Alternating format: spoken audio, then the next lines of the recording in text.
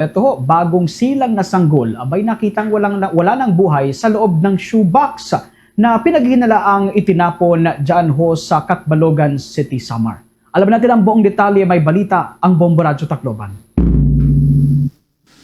Wala ng buhay ng madatna ng ilang residente sa masukal na daan ang isang sanggol na nasa loob ng shoebox at nakausling inilibing sa lupa sa May Sky City Project, Barangay San Andres, Catbalogan, Samar.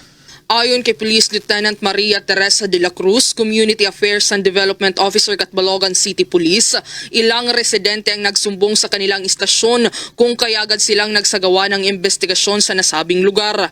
Base sa ginawang investigasyon ng mga otoridad, nakabalot ang sanggol ng pranela at isinili dito sa kahon na lalagyan ng sapatos pagkatapos ay nakausling inilibing sa lupa. Napag-alaman din na newborn baby ang nasabing sanggol at wala itong damit pang itaas at tanging diaper lamang ang suot. Napag-alaman rin na ang nasabing lugar ay makapal na talahiban at tahimik at walang masyadong kabahayan. Po natin masabi pa sir kasi patuloy pa rin po yung pagkandak ng ating investigation. Natulong naman po natin yung City Health Office po na nagkandak ng post-mortem examination doon sa ating sanggol na nahanap. At sa ngayon po, inaantay pa din po natin yung result ng examination na itinandak.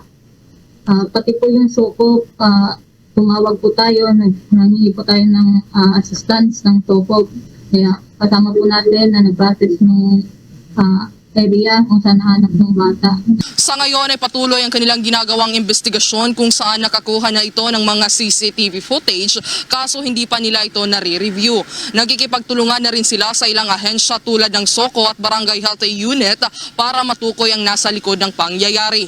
At yan ang ulat mula dito sa himpilan ng Bombo Radio Tacloban. Ito si Bombo Ninia magpili para sa #1 and most trusted radio network in the country, Bombo Radio Philippines. Basta Radio, Bombo!